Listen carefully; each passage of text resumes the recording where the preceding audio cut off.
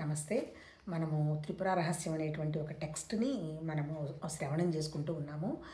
తర్వాత ఒక విషయం అండి. ఏంటి మొత్తం ఈ పుస్తకాలన్నిటికి కూడా ఆధారం వేదాల్లో చెప్పినటువంటి మన ఋషులు రిసీవ్ చేసుకున్నటువంటి వాటిని దర్శనాలు అంటారు. వాటిని శృతులు అంటారు. వాళ్ళు దర్శించి అనుభవంలోకి తెచ్చుకొని శిష్య పరంపరంగా వాళ్ళు ట్రాన్స్ఫర్ చేసి పోయినారు. అంటే ఏంటి, ఒకళ్ళు రాసినవి అని ఎక్కడ ఏమీ లేదు. కాకపోతే ఏంటంటే అందుకని వాటిని మన వ్యాస భగవానుడు వాటిని క్రోడీకరించి 4 వేదాలు ఉపనిషత్తులు రాశారు. వేదాలంటే ఏంటి, కర్మకి సంబంధించింది వేదాలు. ఉపనిషత్తులు అంటే ఏంటి, ఎండు పోర్షన్ జ్ఞానం. అందుకనే లాస్ట్లో ఏమన్నారు, వేదాంతం అన్నారు. అంటే ఏంటి అంటే తెలుసుకోవటము చెయ్యటం కూడా అంతమయ్యే స్థితిని వేదాంతం అంటాడు. అంటే జ్ఞానం కూడా ఏం లేదంటే ఏంటి, ఇక్కడ చెప్పదలుచుకున్నది ఏంటి, ఆ మహానుభావులు మనని ఇబ్బంది పెడుతున్నది ఏంటి, మన మనస్సు మన ప్రాణం, అంతే కదా. ఎక్కడి నుంచి వచ్చాయి ఈ మనసు ప్రాణం, ఎప్పుడు వచ్చాయి, ఎలా వచ్చాయి, ఎందుకు వచ్చాయి అనేటువంటి ప్రశ్నలు కనుక రాలేదనుకోండి, ఇటువంటి విషయాల మీదకి అసలు మనసు వెళ్ళదు, ఆ వెళ్ళిన అర్థం కూడా కాదు.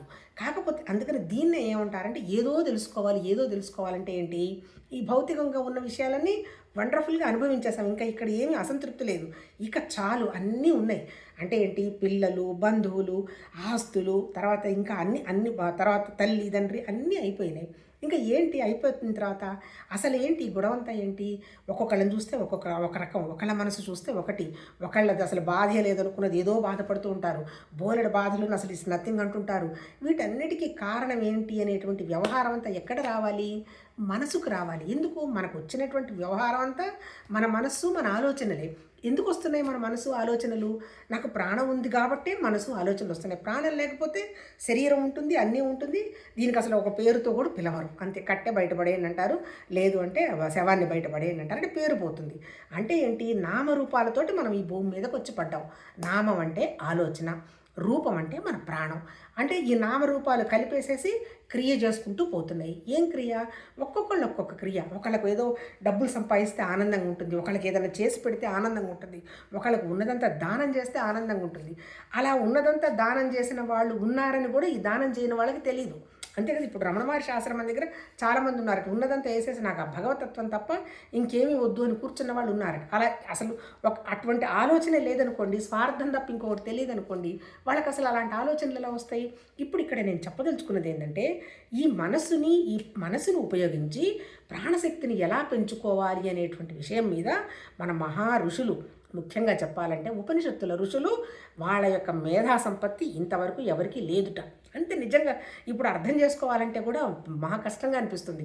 అంటే అసలు ఎక్కడొచ్చాయి వీళ్ళకి ఆలోచనలు ఏంటి, అసలు ఎక్కడివి థాట్స్. నిజం చెప్పాలంటే వాళ్ళకి థాట్సే, ఎందుకంటే వాళ్ళు దేవుణ్ణి ఇలా ఉండాలని వాళ్ళు చూడలే. అందుకని వాళ్ళు ఏం చెప్పారు, దేవుణ్ణి నీ మనసుతో కానీ, నీ బుద్ధితో కానీ, నీ ఆలోచనతో కానీ, నీ స్పర్శతో కానీ, అంటే నీ పంచేంద్రియాలు, పంచభూతాలు, నీ ప్రకృతితో నువ్వు చూడలేవు.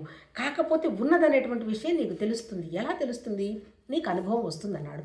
అనుభవం ఎక్కడ, మళ్ళీ అనుభవం ఎక్కడ, మనసుకే.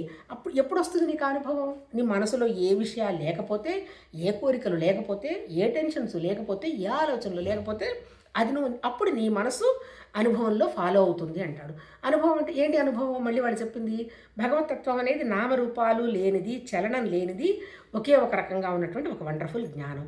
మరి చలిస్తున్నది ఎవరు, చలనం ఆలోచనలు కదులుతూనే ఉన్నాయా, ప్రాణం కూడా కదులుతున్నాయా. వాళ్ళు చెప్పింది ఏంటి, ఎప్పుడైతే నీ చలనం ఆగిపోతుంటే మళ్ళీ చచ్చిపోదు కాదు, నీ మనసు ఉంటుంది, నీ ప్రాణం ఉంటుంది, వండర్ఫుల్గా ఉంటుంది. అటువంటి స్థితిలో ఉన్నప్పుడు నువ్వు అనుభవానికి తెచ్చుకుంటా ఉంటాడు. అల్టిమేట్గా వాళ్ళు తిప్పి చెప్పింది ఏంటి, కోరికలు తగ్గించుకో, అనవసరపు విషయాలన్నీ, ఇది ప్రకృతి వస్తుంది ఉంటుంది వెళ్ళింది, ఎవరు వచ్చారో ఎవరు పోయారో తెలియదు, జన్మ పరంపరలు కూడా చెప్పటమే కానీ ఎవరికి తెలియదు.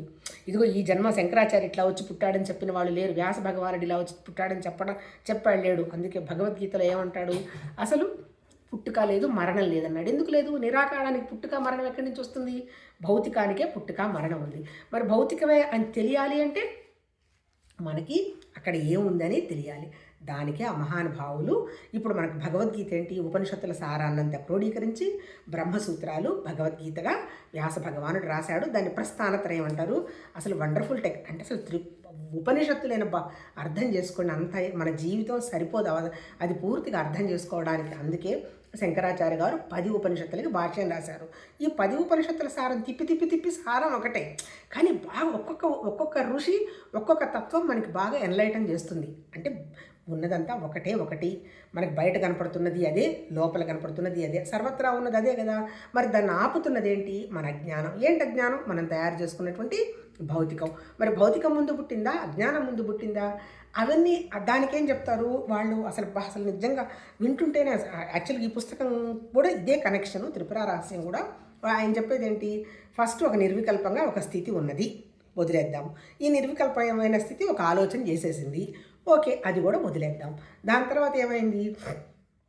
ఈ ఆలోచనతో వచ్చినటువంటి ప్రకృతి ఫస్ట్ మొదలు పెట్టబోయేటప్పుడు నిర్వికల్పమేగా. దాన్ని ఏమన్నాడు? ఆ నిర్వికల్పమైనటువంటి స్థితి నుంచి ఒక బిందువు పెంచుకుంటూ పోయింది. అంటే మొట్టమొదటి ఉన్నది నిర్వికల్పమే, మనం ఆ పని పూర్తి చేసిన తర్వాత ఉండేది నిర్వికల్పమే. మధ్యలో ఉన్నవన్నీ ఏంటి? బిందువులు. అందుకే మన వాళ్ళు అంటుంటారు, ఒక్కొక్క టెక్స్ట్లో ఒక్కొక్క పేర్లు పెడతారు. యోగ వాసిష్టంలో ఏమంటాడు, 7 స్టెప్స్ అనేది అన్నట్టున్నారు. తర్వాత మాకు సంబంధించి కూడా 13 పాయింట్లు, 18 పాయింట్లు, 16 పాయింట్లు అంటుంటారు. ఏంటి పాయింట్లు? మనం తయారు చేసుకున్నటువంటి భౌతికంగా తయారు చేసుకున్నటువంటి ఆలోచనల సమాహారం. ఇంకా అంతకంటే పెద్ద పాయింట్స్ అంటే అక్కడ ఏదో పెద్ద రాకెట్స్ అయింది, బిందువులు, రాకెట్లు, ఎవరికి తోచింది వాళ్ళు మూడులు అంటారు, గ్రంథులు అంటారు, అన్ని పేర్లేనబ్బా, అంతకంటే ఏం లేదు. ఏంటి ఫస్ట్ పాయింట్? నాది అనేటువంటి నా శరీర భావమే పాయింట్. దానికి తగిలించుకున్నటువంటి బంధువులు, దానికి తగిలించుకున్నటువంటి ఆస్తులు, దానికి తగిలించుకున్నటువంటి పేరు ప్రతిష్టలు, ఆ తర్వాత నా ఇష్టాలు, అయిష్టాలు, నా భయాలు, నా ఇన్హిబిషన్స్, ఇవన్నీ బిందువులు. అంటే ఏంటి? అదే నిర్వికల్పంగా ఉన్నక్కడి నుంచి ఒక బిందువు కనెక్ట్ అవుతూ ఓ పెద్ద రేఖలాగా ఏర్పడింది. అసలు నిజంగా చెప్పాలంటే ఈ బిందువులు లేకపోతే రేఖ లేదు. బిందువులు ఎప్పుడు లేకుండా పోతాయి? నిర్వికల్ప స్థితికి వచ్చినప్పుడు. అంతే చెప్పింది, అంతకంటే ఏం లేదు. అంటే ఏంటి? మన ఋషులు చెప్పింది అప్పుడు కొన్ని వేల సంవత్సరాల నాడే కోరికలు తగ్గించుకుంటే అసలు వాళ్ళ దగ్గర ఏముంది మెటీరియల్? అయినా అప్పుడున్న మనిషికి మనసుండే, కోరికలుండే, ఇష్టాలుండే, అవన్నీ ఉన్నాయి. అవన్నీ నువ్వు ఉన్నంతకాలం నీ మనసు దీని మీదనే ఘర్షణ పడుతుంది తప్ప దాని మీద మనసు పెట్టలేదు. నీ మనసు ఘర్షణ తగ్గాలంటే ఇది నాది కాదు అని అనుకోవాలి. మరి నాది కాదు అనుకోవాలంటే ఏదో ఒక దాన్ని గట్టిగా నమ్మాలిగా. ఆ నిర్వికల్ప స్థితి రావాలి. నిర్వికల్ప స్థితి వస్తే చేయాల్సిన అవసరం లేదు, చేస్తున్నది అవసరం లేదు అని మళ్ళీ చెయ్యకుండా ఉండాల్సిన అవసరం కూడా లేదు. చేసినా ఒకటే, చెయ్యకపోయినా ఒకటే. అంటే మన ద్వారా జరుగుతుంది, కానీ మనకు దానికి సంబంధించిన విషయంలో పిసరంత కూడా స్ట్రెస్ ఉంది అంటే మనసు వచ్చేసింది అర్థం. నేను చేస్తున్నాను అంటే మనసు వచ్చింది అని అర్థం. నాది అని వాడామంటే మనసు వచ్చిందని అర్థం. ఎప్పుడైతే నాదికి ఎక్కువ విలువించుకుంటూ పోతావో, నాదంటే ఏంటి? నీ మనసుకి ఎక్కువైతే సంకల్ప వికల్పాలు విలువించుకుంటూ పోతావో నీ దగ్గర ఉన్నటువంటి ప్రాణశక్తి తగ్గిపోతూ ఉంటుంది. ప్రాణం కూడా కదులుతుంది, కానీ దానికి ఏమీ తెలియదు. చాలామంది అంతా హృదయం అంటారు, కానీ ఎక్కడ సైంటిఫిక్గా కూడా హృదయానికి అనుభవాలు ఉన్నాయని ఏం చెప్పలే. హృదయం అంటే ఒక ప్రాణం, అది కదులుతూ ఉంటుంది. కదులుతున్నది ఈ శక్తి, ఆలోచనలు, ఈ చేయిద్దాం అనేటువంటి కార్యక్రమం అంతా అనుభవాలు మనసుకి. ఇప్పుడు అనుభవాలు మనసుకు తీసేయాలంటే జరిగిపోయిన విషయాలు వద్దు, జరిగిపోయింది బాడీకి సంబంధం లేదు, జరగబోయేది ప్రకృతి మనకు తెలియదు, ప్రస్తుతంలో ఎవరితో పోలిక లేదు. నా దగ్గర ఉన్నది భగవతత్వం, బయట ఉన్నది భగవతత్వం. ఎందుకు? ఆ నిరాకారమైన దాంట్లో నుంచి వ్యక్తమైనటువంటి భగవతత్వం తప్ప ఇంకొకటి ఏమీ లేదు. సపోజ్ ఈ ప్రకృతే లేదు, అది ఉందనే విషయం తెలియదు. సపోజ్ ఆ నిరాకారమే లేదు, ప్రకృతి ఉండే క్వశ్చన్ లేదు. అందుకని సర్వత్రా అంటే సర్వత్రా, సర్వవేళలా, ఆది అనంతంగా, మధ్య అనేటువంటి పదాలు వాడింది ఏంటి? ఉన్నదంతా ఒక్కటి ఉన్నది. ఏంటా ఒకటి? అది జ్ఞానం. దానికి నామరూపక్రియాలు. ఎక్కడుంది ఆ జ్ఞానం? మన దగ్గర ఉంది. నువ్వు ఏ రకంగా చూడదలుచుకుంటే ఆ రకంగా నువ్వు ఊహిస్తావు, నీకు అది కనపడుతుంది. ఇంకంతకంటే చెప్పగలిగింది ఏమీ లేదు. ఇప్పుడు మనం వాడుతున్నటువంటి ఈ త్రిపుర రహస్యం, ఇప్పుడు భగవద్గీతలో ఏ పేరు వాడాడు? భగవాన్ అన్నాడు. భగవాన్ అంటే ఏంటి? మగవాడు అని కాదు, పురుషుడు స్త్రీ అనేటువంటి భేదం ఉపనిషత్తుల్లో, ఋషుల్లో ఎక్కడా చెప్పలే. ప్రాణం మనసే ఉంది, అందరి దగ్గర ఉన్నది అదే ప్రాణం మనసు. అక్కడేం చెప్పాడు? ఎందుకు వాడాడు ఆ పని? 6 పదాలు పెట్టాడు దానికి. సర్వత్రా, సర్వజ్ఞత, బలము, వీర్యము, తర్వాత ఇంకా 6 లక్షణాలు ఉన్నటువంటి భగవతత్వం. అది నిరాకారమైంది. కృష్ణ భగవాను కాదు, కృష్ణుడు నామరూపాలే, రాముడు రామరూపాలే, సాయిబాబా అందరూ నామరూపాలే. వచ్చి వెళ్ళిపోయినారు అంటే ప్రకృతిని దాటినటువంటి నిర్వికల్పమే భగవతత్వం. అందుకని ఆ నిర్వికల్ప జ్ఞానాన్ని నేనే అంతా నా విభూతే అని వాడడం జరిగింది. విభూతి అంటే ప్రకృతి, నా అంటే జ్ఞానం, స్వరూపం అంటే వస్తువు. కరెక్ట్ అయింది. తర్వాత పదార్థం అంటే ఎదురుగా ఉన్నది, మ్యాటరు సబ్జెక్ట్, అంతకంటే ఇంకా ఏమీ లేదబ్బా. ఇప్పుడు ఇక్కడ జరుగుతున్నది ఏంటి, ఇక్కడ కూడా ఏంటి, ఫస్ట్ ఇనిషియల్గా ఒక నిరాకారమైన శక్తి ఉంది, తర్వాత ఏదో బ్రహ్మ విష్ణు మహేశ్వర్లు ఏదో తపస్సు చేశారు, తర్వాత వాళ్ళ అంశతోటి దత్తాత్రేయుడు జన్మించాడు. దత్తాత్రేయుడికి పరశురాముడికి జరిగినటువంటి సంవాదమే ఈ పుస్తకం. ఇది రాసింది కూడా ఎవరు, ఆయన ఎవరు, హారితాయన్ అనేటువంటి ఒక మునీశ్వరుడు నారదుడికి చెప్తూ రాశాడని చెబుతూ ఇందులో పరశురాముడికి అర్థం కావడానికి పరశురాముడు ఎవరబ్బా, మనమే, జీవత్వం ఉన్న మనకి జ్ఞానం చెప్పింది. అంటే జ్ఞానము మనమే, ఇది మనం నేర్చుకుంటున్నాము పోతున్నాము అంటే మన దగ్గర ఉన్నటువంటి మన జ్ఞానం మన మనసే రైడ్ చేస్తోంది. ఈ పుస్తకము నా మనసే, నేను చదువుతున్నది నా మనసే, నాకు అర్థమవుతున్నది నా మనసే, చేస్తున్నది నా మనసే తప్ప ఇంకొకటి ఏమీ లేదు. ఆ మనసే జ్ఞానం అన్నాడు. ఆ మనసు జ్ఞానస్థితిలో ఉంటే భగవతత్వం, నాది అనేటువంటి శరీరం భౌతికంగా కనుక ఆలోచిస్తే మనస్సు, ఇన్ని లేనే లేదు. ఉన్నదంతా ఒకటే జ్ఞానం అంటే ఉన్నదంతా కూడా ఒకటే మనసు. కాకపోతే నాది వేరు అనేటువంటి భావాన్ని తగిలించుకున్నాం. మనం దుఃఖపడుతున్నది కూడా నాది అనేటువంటి భావానికి తప్ప ఇంకొకటి ఏమీ లేదు. నేను అనేటువంటి జ్ఞానానికి దుఃఖం లేదు, చేసేది లేదు, పెట్టేది లేదు, అది లోపల ఉన్నది. ఇది ఈ భావం ఉంది కదా, నాది శరీరం, నాది అనేటువంటిది ఇబ్బంది పెడుతుంది అంటాడు. ఇక్కడ చెప్పింది కూడా ఏంటి, ఈ పుస్తకంలో కూడా ఈ పరశురాముడికి చెప్తాడు, అయ్యా అంతా ఉన్నది మనసేను. పరశురాముడు ఎలాంటి వాడు, అన్నీ జయించాడు బ్రహ్మాండంగా, ఒక స్థితికి వెళ్ళినా ఆయనకు శాంతి లేదు, దుఃఖం ఆగడల్లా. అటువంటి అప్పుడు ఏం చేయాలంటే ఒక సత్సంగం చూసి, ఏం లేదు నువ్వు విచారణ చేసుకోవా, సత్సంగానికి అక్కడ దత్తాత్రేయుడు ఉన్నట్టు వెళ్ళు అంటాడు. సరే దత్తాత్రేయుడి దగ్గరికి వెళ్ళిన తర్వాత కూడా మళ్ళీ వచ్చి ఒక 12 సంవత్సరాలు ఉపాసన చేస్తాడు.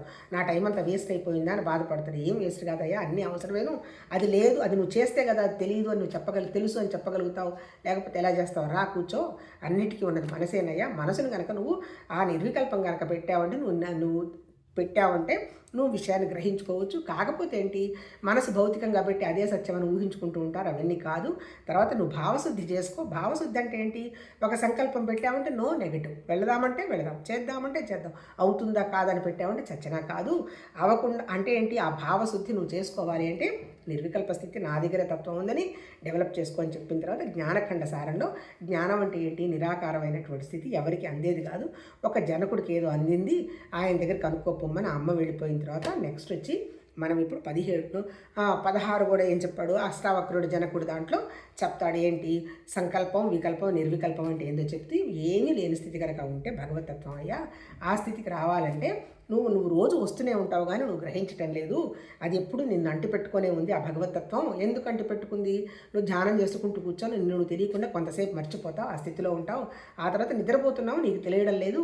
కానీ అఫ్కోర్స్ నిద్రపోతున్నప్పుడు భగవతత్వం అని అంటానికి లేదు, ఎందుకంటే నీకు దేవుడు తెలియదు, నిద్ర తెలియదు, తెల్లవారు లేచిన తర్వాత తెలుస్తుంది. అది కాక నువ్వు విశేషాలు రోజు జరుగుతున్నటువంటి పనులలో కూడా నువ్వు సమాధి స్థితి పాటు చూడొచ్చు. ఎందుకు, ఇప్పుడు వంట చేయడానికి వెళ్ళాను, బయటికి వెళ్ళాలని పనుంది అర్జెంటు, పోయినాను, దండం పెట్టుకున్నాం, వంట మొదలు పెట్టేశాం, మనకేం తెలియలే, వంట జరిగిపోతుంది, ఏదైనా వినదలుచుకున్నటువంటి లోపల ఇటువంటి ఆలోచనలు, మంచి ఆలోచనలు వస్తూనే ఉన్నాయి. అఫ్కోర్స్ ఇది సమాధి స్థితి కూడా అయ్యి ఉండొచ్చు, కానీ మనకు తెలియదు. ఆ జ్ఞానం ఎలా పెంచుకోవాలని ఇప్పుడు ఈ సమాధి స్థితి వివరణలో మహానుభావుడు చెప్తూ ఉన్నాడు. అంటే ఏంటి, మరి విశేషాల్లో ఉంటే మరి ప్రపంచం మీద వ్యామోహం పోతుంది కదా, నేను చేయాల్సిన పనులన్నీ చేయను కదా అంటే ఎవరు చెప్పారయ్యా నీకు, నువ్వు ఆ స్థితిలో ఉండి ఈ స్థితిని వాడేసుకో. ఇప్పుడు life is nothing but play, ఆడుకుంటూ ఉంటావు. ఎందుకంటే తెలిసిపోతుంది ఇదంతా భౌతికం, దీనికంత విలువ ఇవ్వాల్సిన అవసరం లేదు, టెన్షన్ పడాల్సిన అవసరం లేదు. కానీ శరీరం ఊరికే కూర్చోదు, ఉండాలి, చెయ్యాలి. అలా ఆ స్థితిలో ఉండి జనకుడు ఎలా లైఫ్ ఎంజాయ్ చేస్తూ ఎలా సమాధి స్థితిలో ఉంటాడు అని చెప్పబోతున్నాడు ఇందులో. ఇప్పుడు మనం నెక్స్ట్ రాబోయే టాపిక్స్లో వస్తుంది. నిన్న మనం ఏం చదువుకున్నాము, ఈ నిర్వికల్పమైనటువంటి భగవతత్వం ఎలాంటిది, గోడ మీద బోలెడు పెయింట్లు ఉన్నాయి, కానీ గోడ ఉంటే కదా పెయింట్ పడింది. అలాంటి భగవతత్వం సర్వత్రా ఉన్నది, దాంట్లోనే ఇవన్నీ ఉన్నాయి. మనము పంచభూతాలు, మనసులు, బుద్ధులు, అహంకారాలు, ప్రజలు అందరూ ఉన్నది ఆ భగవతత్వంలోనే. కానీ ఆయన ఒక ఆలోచన అయితే చేసి కూర్చుంది, కానీ ఆ తన ఇందులో లేదంటే ఏంటి, ఈ లాభ నష్టాలకి వాటికి తనకేమీ సంబంధం లేదు, ఈ పాప పుణ్యాలకి ఏం సంబంధం లేదు, మన జీవభావానికే సంబంధం. నేను జీవభావం కాదు అనుకుంటే మన దగ్గర జ్ఞానస్థితి వచ్చేస్తున్నట్టు. దాన్ని మనం కొంచెం నేను జ్ఞానస్థితి భగవతత్వ స్థితి అని దానికి ముందుకెళ్తూ ఈ జీవభావం ఈ భౌతికానికి సంబంధించిన విషయంలో నుంచి కొంచెం బయటపడాలన్నట్టు నిన్న మనం చదువుకున్నాం. దాన్నే అలా తొలగించుకోవటాన్ని అజ్ఞానం తొలగించుకోవటం అన్నాడు. అంటే అజ్ఞానం మరి ఊరికి తొలగించుకోవాలంటే పోతుందా, అనుభవం రావాలి. అనుభవం రావాలంటే నీకు తెలిసినటువంటి సిద్ధాంతాన్ని కొంచెంగా నువ్వు ప్రాక్టీస్ చేసుకోవడం. మళ్ళీ ప్రాక్టీస్ అంటూ ఏం లేదు, ఆ స్థితిలో ఉండడానికి ప్రయత్నం చేయడం. ఇది చదువుదాం మళ్ళీ, నిన్న చదివింది ఒకసారి. సంసార మూలమైనటువంటి అజ్ఞానం కార్యకారణంలో అనేక విధాలుగా ఉంది. ఆత్మ ఎందు పూర్ణత్వం తోచకుండుట కారణమైన అజ్ఞానం విభాగాలు లేని ఆత్మ పూర్ణమే అగును. అంటే ఏంటి, జ్ఞానం అనేది ఒకటే, ఇన్ని లేవు, కానీ విశేషాలు ఎన్ని ఉన్నాయి, బోలెడు ఉన్నాయి, అంతే కదా. మనం ఎప్పుడో ఫస్ట్ పుట్టాము, మనకి ఏం తెలియదు, ప్రాణం ఉంది, మనసు ఉంది. ఆ తర్వాత ఎన్ని విశేషాలు పెంచుకున్నాం, అమ్మ నాన్న వచ్చారు, మన చెల్లెళ్ళు అక్కలు వచ్చి ఉన్నారు ఆల్రెడీ, తర్వాత మళ్ళీ ఫ్రెండ్స్, మన చదువులు, మన పెళ్ళిళ్ళు, మన మళ్ళీ పిల్లలు, మళ్ళీ మన చుట్టాలు, ఇవి దీంతో పాటు మనం నేర్చుకుంటున్న విషయము, మళ్ళీ ఉద్యోగం, మళ్ళీ మన డబ్బులు, ఇలా ఏంటి అన్ని ఫేజుల్లో విశేషాలు ఉంది. ఏది నా ఈ ఒక్క జన్మ సంగతి చెప్తే అంతకుముందు ఎన్ని మా అమ్మమ్మ మా అమ్మ వీళ్ళందరూ కూడా విశేషాలే కదా. అవన్నీ విశేషాలు. ఎందువల్ల వచ్చాయి ఈ విశేషాలు? అజ్ఞానం వల్ల వచ్చాయంటారు. అజ్ఞానం అంటే ఏంటి? ఇప్పుడు మనం చేయాల్సిందేంటి, ఇవి విశేషాలు అనేటువంటి విషయం కనుక గుర్తిస్తే వీటిలో ఉన్నటువంటి వ్యామోహం మనకు తగ్గుతుంది అని చెప్పదలుచుకున్నారబ్బా. అంతకంటే ఇంకేం లేదు. ఎందుకంటే వాళ్ళు చెప్పకపోయినా మనకు తెలుస్తుందిగా, టెంపరీ లైఫ్ అని తెలుస్తుంది. పోయిన వాళ్ళు మళ్ళీ ఈ పేర్లతో వచ్చారని తెలియడం లేదు. మరి టెంపరీ లైఫ్కి పర్మనెంట్గా దుఃఖం పడాల్సిన అవసరం ఉందా? హ్యాపీగా చిల్ ప్లే చేసుకున్నట్టుగా ఉండండి. Life is nothing but play. దేనికి స్ట్రెస్ లేదు, స్ట్రగుల్ లేదు. ఏ పని వస్తే ఆ పని వండర్ఫుల్గా భగవతత్వ పని అనుకోవడం, బాత్రూమ్ కడిగినా, వంట చేసినా, కోర్టుకి వెళ్ళి కేసులు చేసినా, లేకపోతే ఇక్కడ ఏదైనా చెప్పదలుచుకుంది చెప్పినా, అన్ని పనులే.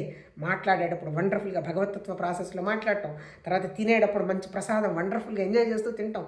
ప్రతి బయట అది ఉంది, ఇది ఉంది, ఉప్పు లేదు, కారం లేదు, ఈ సోది లేకుండా. ఆ తర్వాత ఇంకోటి ఏంటి, ఎవరినైనా తిట్టదలుచుకున్నాం, వండర్ఫుల్గా తిట్టడం, అందులో కూడా ఏం మొహమాటం లేదు. ఎందుకు?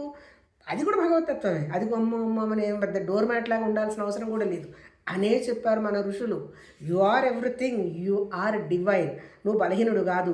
అక్కడికి పోయి అడుక్కోవడం, ఇక్కడికి పోయి అడుక్కోవడం చేయవాకు. దేవుడు కూడా అడుక్కోవాకు. అవన్నీ నువ్వు సృష్టించినవే ఈ విగ్రహాలు. అవన్నీ వచ్చింది వస్తుంది, పోతుంది. ఏంది దాని టెన్షను? తీసుకెళ్ళేది లేదు, పోగొట్టుకునేది లేదు. అల్టిమేట్ ఏంది, నీ మనసులో ఉన్నటువంటి భావాలు పోగొట్టుకోవటమే సాధన అని చెప్పారు. ఎవరు చెప్తారబ్బా? ఎన్ని వేల సంవత్సరాల నాడు చెప్పారు. ఇప్పుడు కొత్తగా చెప్పింది కాదు వాళ్ళు. సరే, నెక్స్ట్ చూద్దాం. తర్వాత అయినా కారణమైనటువంటి ఆ అజ్ఞానం ఆత్మ యందు పూర్ణత్వం తోచకుండా చేసి ఇక్కడ ఇప్పుడు నేను ఉన్నాననే తలంపును కలిగిస్తూ దేశం, కాలం, ఆకారం అనే విభాగాలను పుట్టిస్తున్నది. ఇప్పుడు ఇట్లా పడుండొచ్చు కదా. ఇప్పుడు నాకు తెలిసింది అనుకోండి జ్ఞానం ఉందని, కానీ నేను గమ్మున ఉంటాను.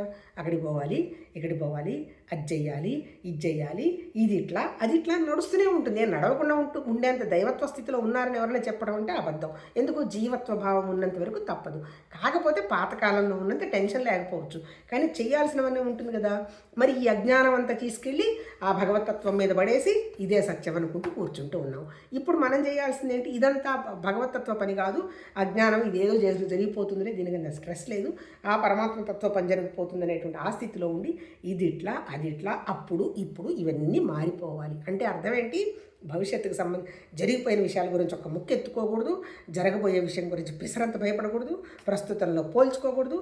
ఇది జరుగుతున్నదంతా భగవతత్వం, నిర్వికల్పం, నిరాకారం, నిశ్చిత జ్ఞానం అనేటువంటి స్థితిలో ఉండడం జరగాలన్నాడు. అది జరగాలంటే అప్పుడు ఇప్పుడు ఇట్లా అట్లా బట్టు ఇఫ్ ఇవన్నీ వదిలిపోవాలి అంటున్నాడు. ఆ తర్వాత ఈ అజ్ఞాన వృక్షం మనకు చిగురటాకు వలె దేహం నేను అనే భావం మొదలుగా సంసారం అంతా పెరుగుతుంది. అంతే కదా, నాది అన్నప్పుడేగా ఇంకా నాది, నా ఆస్తులు, నా పిల్లలు, నా బంధువులు, నా పేరు, నా ప్రతిష్ట ఇవన్నీ వస్తాయి. ఎందుకు? దేహభావం వల్ల. మూలమైన అజ్ఞానంతో తొలగితే తప్ప సంసారం తొలగదు. ఆత్మ పరిపూర్ణం అనేటువంటి విజ్ఞానం చేత తప్ప అజ్ఞానం తొలగదు. అంటే ఏంటి? భగవతత్వం అనేటువంటి ఒక హయ్యెస్ట్ థాట్తో తప్ప అజ్ఞానం తొలగదు. ఎందుకు? భగవతత్వం అనేటువంటి హయ్యెస్ట్ థాట్ కొత్తగా ఉంటుందబ్బా. ఇప్పుడు ఇవాళ ఒకటి విన్నాను అనుకో, అసలు ఏంటి, ఎక్కడి నుంచి వస్తున్నాయి వీళ్ళకి ఆలోచనలు వస్తున్నాయి అంటే ఏంటి? ఆటోమేటిక్గా అప్పుడు మనకేమవుతుంది, మనకి రెండో దాని మీద మనకి ఫోకస్ ఉండదు.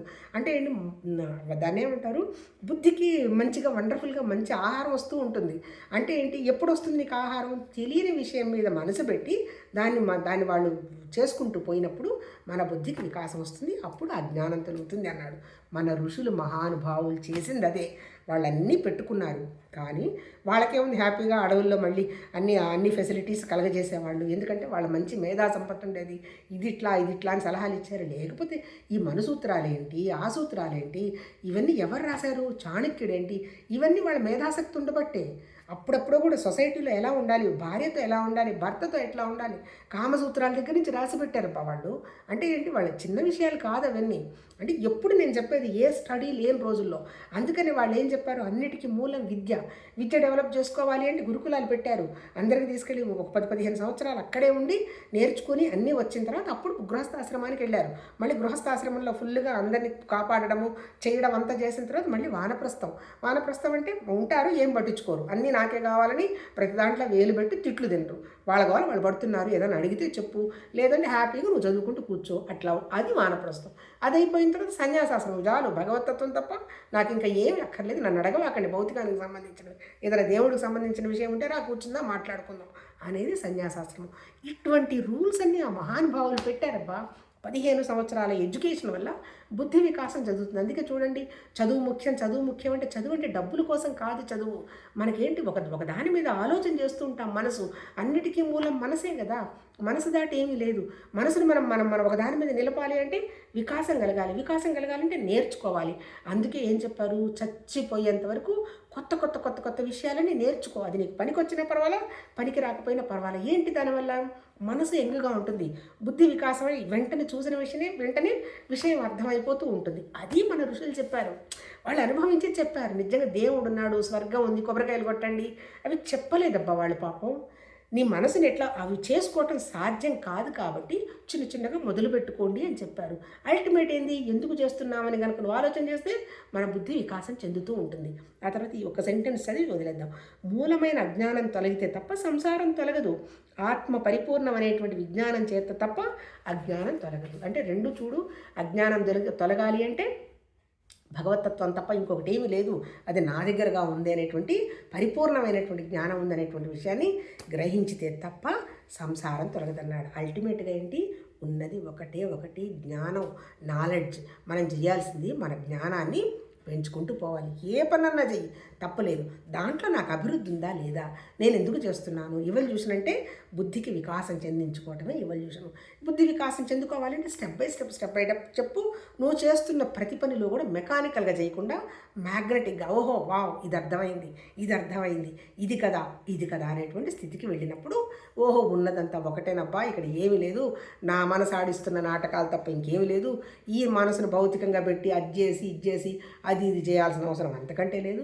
హాయిగా నేను 24 గంటలు ఆ జ్ఞానస్థితిలో ఉండి ఏం జరుగుతున్నా శరీరం చేస్తుంది లేనేటువంటి ఒక ఆటగా నేను జీవించాలి తప్ప ఏమి లేదని ఆ ఋషులు చెప్పారు. అందుకే వాళ్ళు రామలీల, కృష్ణలీల అన్నారు. అందుకే వాళ్ళు నాటకం అన్నారు, కళ అన్నారు. ఎందుకు, జరిగిపోతుంది, వెళ్ళిపోతుంది. ఈ కళ, ఇది కళ శాశ్వతంగా ఉంటుంది. 90 సెకండ్ల కళలోనే బ్రహ్మాండంగా బండి మీద వెళ్తుంటాం, టక్కుమని వెళ్ళి బండి గుంటలో పడుతుంది. అంతే ప్రకృతి. మరి ఆ ప్రకృతికి దుఃఖపడాల్సినటువంటి అవసరం ఏముంది. ప్రతి మూమెంట్ హాయిగా ఎంజాయ్ చేస్తూ సరదాగా విషయాన్ని అర్థం చేసుకుంటూ, కాకపోతే కొద్దిగా గొప్ప తెలివితేటలు పెంచుకోవాలి. అంటే మనకి తెలియని దాని మీద తెలియనిది ఏంది నిజంగా, ఆ భగవతత్వం. వాళ్ళు 20 లక్షల సంవత్సరాల నుంచి వాళ్ళు పాపం కృషి చేస్తున్నా వాళ్ళకి ఏముంది, నీ మనసు నీ ప్రాణం తప్ప ఇంకేమీ లేదమ్మా. ఇప్పుడు మళ్ళీ కొత్తగా సైంటిఫిక్గా రీసెర్చ్ అయింది కదా, బ్రెయిన్ గట్టులో సెకండ్ బ్రెయిన్ ఉందంటే, గట్టు సెకండ్ బ్రెయిన్ అంటే ప్రాణము మనసు కలిసి వచ్చాయి. నీ మనసు బాగుంటే ప్రాణం బాగుంటుంది, ప్రాణం కనుక బాగుంటే మనసులో ఎమోషన్స్ ఉండవు. ఈ రెండు బ్యాలెన్స్ చేసుకునేది చేసేది శరీరం ద్వారా. అందుకని 99 కూడా ఇప్పుడు చెప్తున్నారు సైకోసమాటిక్ డిసీజెస్ అని. అందుకని మనసును ఎట్లా ఉంచుకోవాలని ఆ ఋషులు చెప్పారు. అది ఎప్పటికీ కొత్తదనమే. అందుకే అప్పుడు ఉన్నది ప్రాణం మనసు శరీరమే, ఇప్పుడు ప్రాణం మనసు ఉన్నది శరీరమే. కాబట్టి చూద్దాం, రేపు కంటిన్యూ చేద్దాం.